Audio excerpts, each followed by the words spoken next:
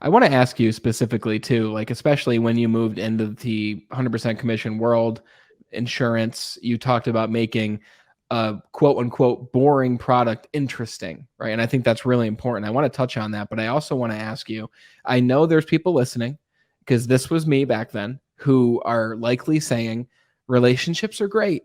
Like I definitely see the value in them, but I also need to put food on my table now, right? I need to pay the bills now.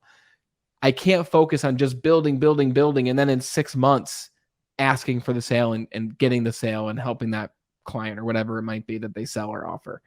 How did you balance the building of relationships while also realizing I have to provide for my children and continue to pay this mortgage? Like, how did you balance the two of those? Well, I think there's a misnomer that building a relationship with a customer takes months and months and months of time. You can build a relationship. Well, look at that first conversation. Yeah, Felt like we knew each other for a long time. true.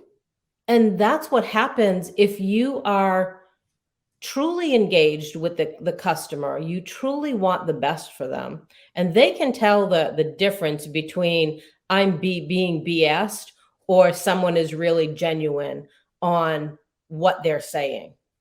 Most people think that, oh, I can just say the part and they'll not know the difference. What people don't realize is the energy around you speaks volumes. Wow.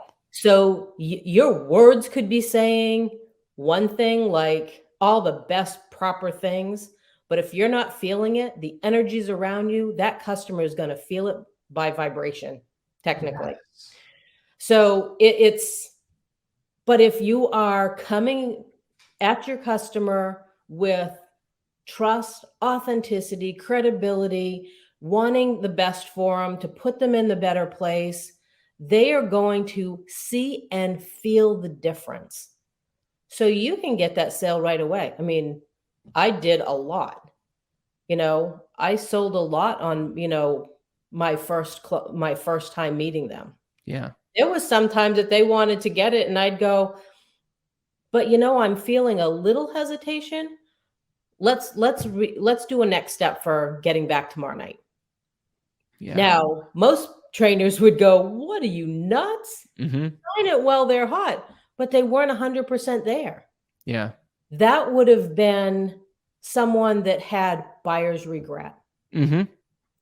So why go through the whole process? Yes. People have to learn to identify those steps. And when someone wants to take time, I get it. I am not a one call close type of person either. I know that about me.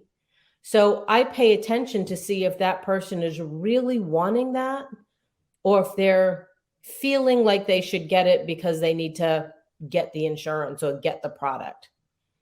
Yeah. But you also don't want to go through the whole process if you know they're going to have buyer's regret. 100%. So it's paying attention.